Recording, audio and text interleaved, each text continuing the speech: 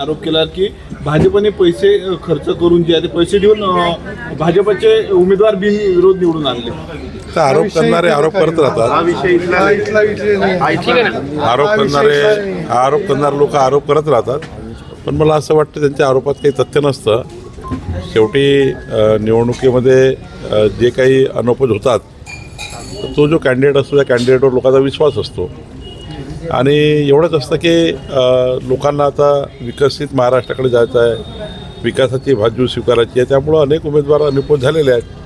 त्यामध्ये ठाण्याचे अनुपस्थित झाले, धुळ्यात झाले. आमचे रवींद्र चव्हाण जे अध्यक्ष जे आहेत कल्याण डोंबिवली, त्यांच्या स्वगृही मोठ्या प्रमाणात 15च्या वर उमेदवार त्या ठिकाणी विजयी झाले आहेत, अनुपस्थित झाले आहेत. त्यामुळं 42च्या वर भाजपाचे उमेदवार अनुपस्थित झाले. 42च्या वर भाजपाचे महानगरपालिकेचे उमेदवार अनुपस्थित झाले आहेत. सोबत 22 उमेदवार एकनाथ शिंदेजीचे जवळपास आहेत, काही राष्ट्रवादीचे आहेत, काही अपक्ष आहेत.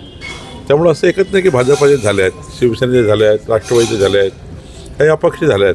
त्यामुळं उमेदवाराचा अपक्ष त्या ठिकाणी अनुपस्थित निवडून येणे याचा हा त्या भागातल्या नेतृत्वाचा विजय असतो, त्या भागातल्या विकासाचा विजय असतो.